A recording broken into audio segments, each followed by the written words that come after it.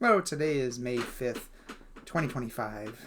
It's Monday, and I'm just looking out the window in Harper Woods, and it's kind of an overcast day and cool, although warmer than yesterday. It's that time of year when things change day to day. Go from shorts to long sleeves to sweatshirts, back to shorts again. Not quite a shorts day today, but maybe tomorrow.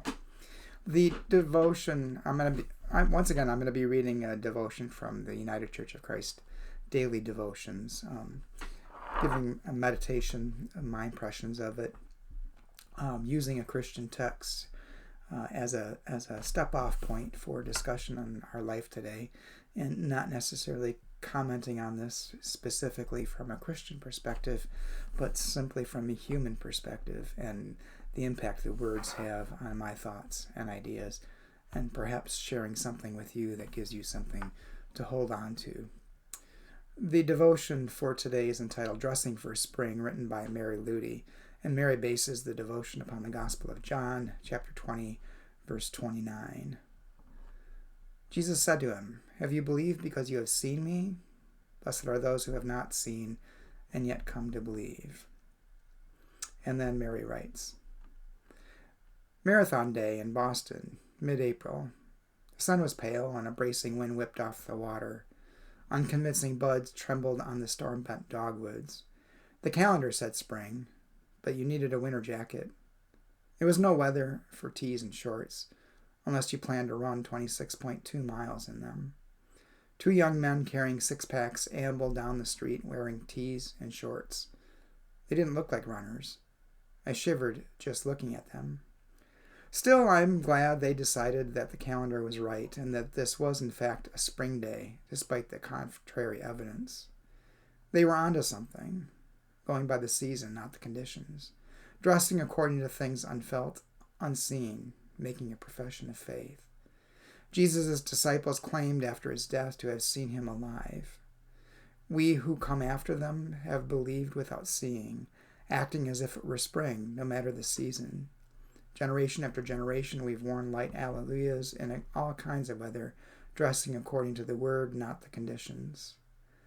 Since faith first graced us, the church's mission has been to go about in tees and shorts in a world hunkered down for a frost that shows no sign of thawing, to put our faces into cold winds off the water as if they were tropical zephyrs, to cherish unconvincing buds as if each struggling sprout were paradise. The world longs for an everlasting spring. Despite so much evidence to the contrary, faith declares that God is already granting it through the witness of our lives. So if you're still wearing winter coats, won't you break out a tea? And the prayer. Help me testify to the inbreaking of your resurrection spring, O God. Dress me in faith for the season. Now, a couple things. First was a selection from John, talking about where that includes Thomas. One of my pet peeves is so many people talk about that story, and I know this is kind of a tangent, but talk about that story and about how Thomas didn't believe till he actually touched Jesus and put his hand in his side. But the text never says that. The text says that Thomas wouldn't believe until he could do that, but then when Jesus showed up, the text says that he just said, my Lord, my God.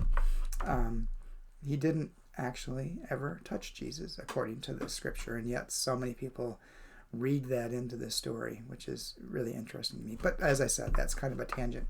That's an aside. What really made me think about this is Mary Ludy's writing, was, I think, an important aspect of, it feels like winter all the time right now in our nation, with all the horrific things that are being pushed by an agenda from a small minority within the United States. It just, the lack of compassion, the lack of empathy, this insane occupation with what they call DEI, diversity, equity, and inclusion, is just it's mind-numbing. It's like a heavy frost. and it's just awful for those of us who truly feel diversity is important in our world, and equity for all living beings, for all of creation, is so critical to life, and inclusivity, including everyone in the world, is so important, and it just is mind-numbing. So thinking of that, what really made me think about this when I was reading this devotion is that we really have to, as I think it was Gandhi who said, be the change that we wish to see in the world. It can be so overwhelming that we just want to hunker down and cover ourselves up in a warm blanket and try to ignore what's going on. And yet nothing will change unless we actually go out into the world and be the change that we wish to see in the world.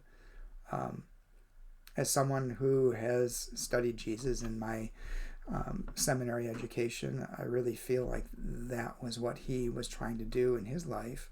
And whether you believe in his divinity or not, I think he was trying to actually live what he interpreted as what God's love was all about. That he embodied what was really the core of what his belief was in who God is and what God represents. And he was trying to live that out in his life and was encouraging his disciples to do the same. And somewhere it got all off track and got to be about worshiping Jesus rather than emulating and living as he lived in the world. But I think if we want to be the change, if we want to see the world change, we actually have to live into being the people that we would want the rest of the world to be like. And it doesn't mean that we're perfect all the time in doing that, but we keep making the effort, keep correcting, keep learning, keep changing. Anyway, that was the impact of this meditation on me, and I hope it gives you something to think about. I hope it gives you courage to be the change that you wish to see in the world, and go out into the world and live diversity, equity, and inclusion. Live compassion and empathy in this world, because you never know whose life you may come across that needs that most, to help them get out from under the blankets that they've huddled under to try to avoid what's going on in the world. Show them that they're not alone and that you're there to walk with them, and together we can start a movement.